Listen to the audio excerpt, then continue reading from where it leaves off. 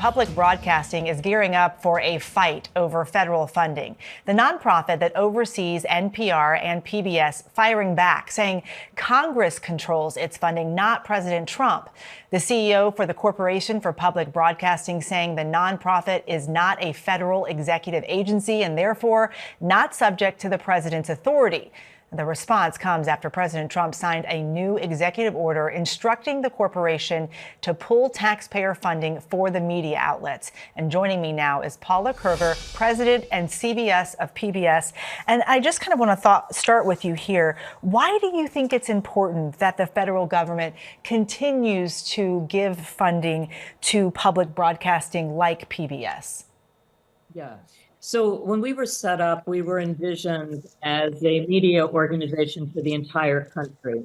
The percentage of funding from the federal government for public broadcasting is 15% in aggregate dollars, and that's 15%. And the idea is that some of the funding would go, obviously, to stations that are in communities that can sustain public broadcasting, but the most important piece is the funding that goes to small stations and rural communities across this country, that without that funding, those stations would not exist. For those stations, the federal appropriation is closer to 40 and 50%. LBJ, when he signed the Public Broadcasting Act, believed that it was important that all Americans, no matter where you live or your economic means, would have access to programming that would be hopefully entertaining, but also educational, inspirational. And that's why the federal appropriation is so important and why we fight so hard to maintain it.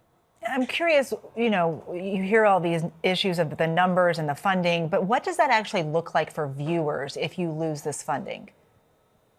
Well, for a number of smaller stations, it really could be an existential challenge. That means the existence of those very stations.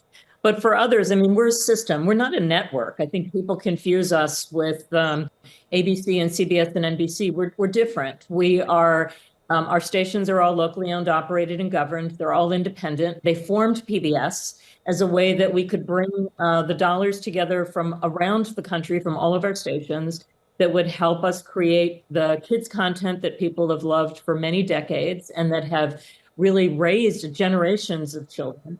It also allows us to have the capability for all of our stations to be connected, to provide content into schools, and actually also enables us to provide information.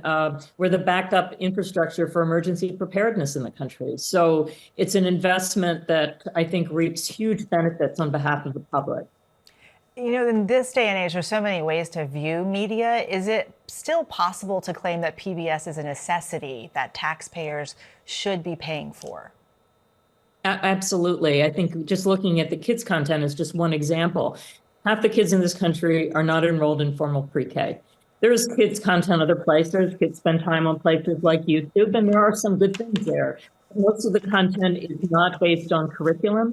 It's not created by educators. It is not with the idea that every child, no matter where you live, should have access to information that will help them the first time they enter school, whether that's at the age of 2 or 3 or 4 or 5, with those basic skills that they need to learn, letter skills and number skills. And really that sets them up for success in school, but also eventually in life. And I always say that there are many media organizations, some do really great work.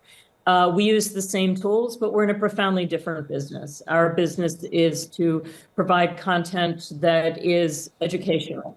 And there isn't a lot of content that looks like us across the spectrum. Paula Kerger, thank you so much for being with us today. Thank you, Eva.